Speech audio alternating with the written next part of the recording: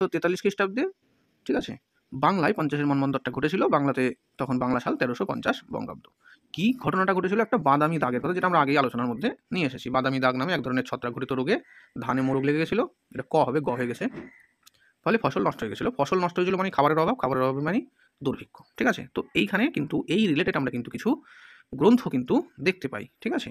দেখো, 50-এর মন্বন্তর সম্বলিত কিছু গ্রন্থ, এই গ্রন্থগুলোর মধ্যে আমরা দেখতে পাচ্ছি যে মধুশ্রী মুখার্জি রচনা করেছিলেন Churchill secret war. Secret war কেন বলা হচ্ছে? কারণ চার্চিল চাইলে এই মন্বন্তরটা হতেই দিত না, কিন্তু চাইছিল যে ইচ্ছা করে যে হোক, মন্বন্তর হোক, জনগণ একটু বিপদে পড়ুক, তাহলে এরা যদি ব্রিটিশের কথা শোনে। তার কিছুদিন আগে আমরা দেখতে পেয়েছিলাম কিন্তু যে কংগ্রেস তার মন্ত্রিসভা থেকে কিন্তু পদত্যাগ করে নিয়েছিল। তো ওই কারণে এটা একটা রাগ বলা যায়।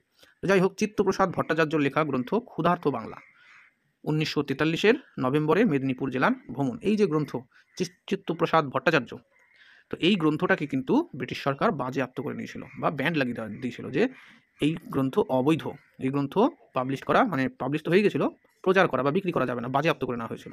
তো যখন ভারতবর্ষ স্বাধীন হয় তারপরে কিন্তু এই গ্রন্থটাকে আবার জনগণের জন্য ওপেন করা হয়।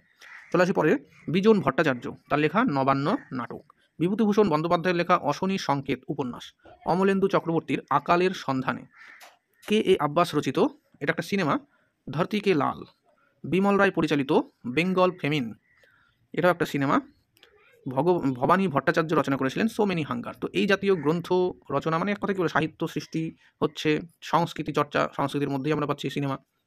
তো 50-এর মন্বন্তর সম্পর্কে জানার জন্য, কি ঘটনা ঘটেছিল, কি বৃত্তান্ত, সেই সম্পর্কিত তথ্য জানার জন্য কিন্তু আমরা এই সমস্ত গ্রন্থ এবং এই সমস্ত সিনেমা কিন্তু আমরা অবশ্যই ইতিহাসের উপাদান হিসেবে কিন্তু দেখতে পারি, ঠিক আছে। তাহলে মোটামুটি আমরা 50-এর মন্বন্তর সম্পর্কে কিন্তু জানতে পারবো।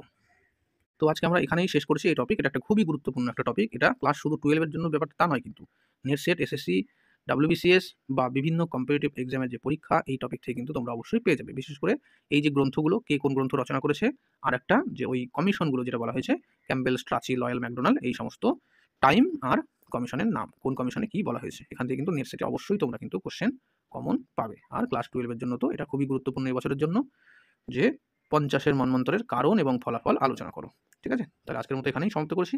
তোমাদের যা যাবতীয় তথ্যের প্রয়োজন তোমরা দেখবে ডেসক্রিপশানে লিঙ্ক দেওয়া রয়েছে, সেখানে মক টেস্টের লিঙ্ক থাকবে, নোটসের লিঙ্ক থাকবে, এমনকি ক্লাসেরও থাকবে। তোমরা নিজের ইচ্ছা মতো কিন্তু সেখান থেকে দেখে নেবে। আর যদি কোনো কোশ্চেন থাকে বা কোনো প্রশ্নের অ্যান্সার জানার দরকার থাকে, তাহলে কিন্তু কমেন্ট সেকশনে অবশ্যই জানাবে। তো এখনকার মতো এখানেই, থ্যাংক ইউ।